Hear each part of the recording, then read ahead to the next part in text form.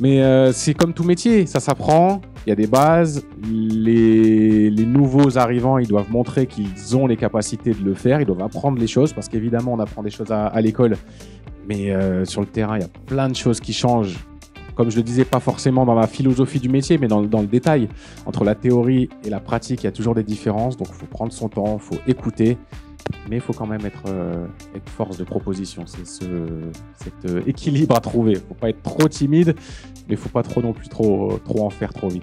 Ça commence dès le lundi ou même dès le week-end. On commence à avoir des petites idées. En voyant l'équipe jouer, on pourrait se dire tiens, on fera un focus sur tel joueur le week-end prochain parce qu'en ce moment, il marche sur l'eau, il est intéressant, il y a une histoire autour de lui, il y a des chiffres qui sont parlants.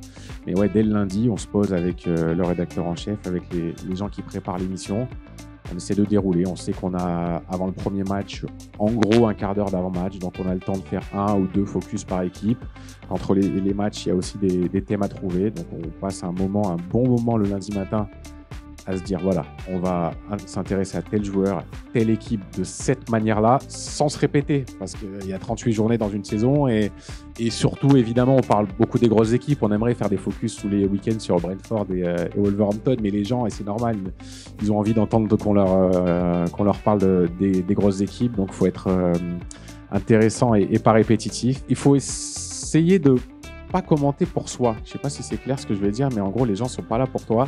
Ils sont pas là pour t'entendre briller, pour faire des belles phrases, pour que tout soit bien dit, même si évidemment c'est la base du métier. Hein. Mais il faut faire vivre le match. Il faut que tu transmettes tes émotions. Il faut que tu transmettes tes infos, bien sûr. Mais voilà, la base, c'est le match. Toi, tu es juste là pour l'accompagner. Tu es juste là pour mettre en valeur le match et les joueurs. De pas ramener la couverture à toi. Et d'une manière générale, c'est le défaut de certains.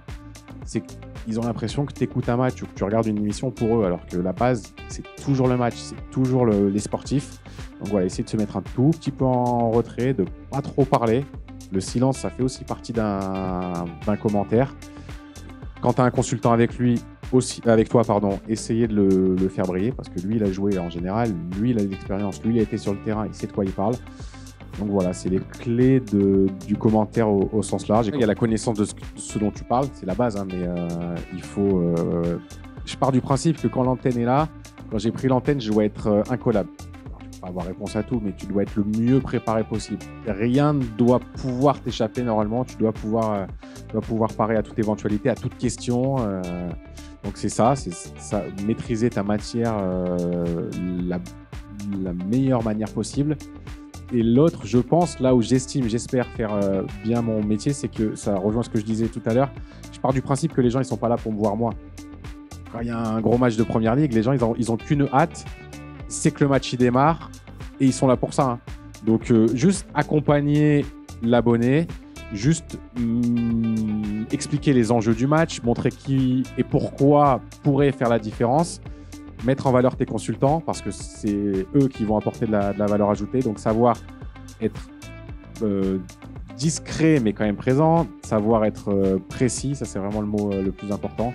Et voilà, et mettre un peu de bonne humeur, de mettre de légèreté parce que tu parles que de sport. Toi qui aimes bien le tennis, voilà, c'est ça, tu parles que d'un match entre deux joueurs et il n'y a rien de dramatique. Donc, mettre un petit peu de légèreté, sérieux et bonne humeur, c'est le bon compromis. On a quelques jeunes journalistes chez nous qui étaient chez vous et qui ont réussi à rentrer, soit par alternance, stage ou pige. Donc la porte, elle existe. Essayez. Alors c'est compliqué encore une fois parce que parfois vous ferez ce qu'on vous dira de faire, mais essayez d'aller vers quelque chose qui vous plaît, que vous aimez. Si c'est du journalisme presse écrite, si c'est de la radio, si c'est de la télé, si c'est Internet. Parce que c'est tellement un métier qui est prenant en temps, en ressources, en implication intellectuelle, parce que qu'on le veuille ou non, même si je disais qu'il faut se ménager des temps de répit et des temps de repos, c'est quelque chose qui est prenant parce qu'on est toujours dedans, on est toujours en train d'y penser. Faites quelque chose qui vous plaît, qui vous motive, qui vous donne envie de vous lever le matin et parfois de voyager, parce que c'est un métier, c'est moins mon cas, mais c'est un métier où parfois on voyage tout le temps. Donc ouais, il faut que cette passion, elle soit toujours là, d'une manière ou d'une autre. Je vous dis pas encore une fois, demain, si on propose un job qui vous plaît pas trop, de dire non, moi j'attends le job de mes rêves. Mais voilà, il faut qu'à terme, vous ayez cette envie de vous projeter et de parfois en faire beaucoup en termes d'heures et en termes d'investissement. c'est la chance qu'on a. C'est pas la chance de beaucoup de gens parce qu'il y a des métiers. Il y a des métiers passion, bien sûr, mais il y a plein de gens qui se lèvent le matin en traînant des pieds. Si vous êtes dans cette école, c'est que vous aimez d'une manière ou d'une autre le journalisme. Donc voilà, gardez cette passion. Essayez de faire quelque chose qui vous plaît, qui vous donne envie toujours d'y aller tous les matins.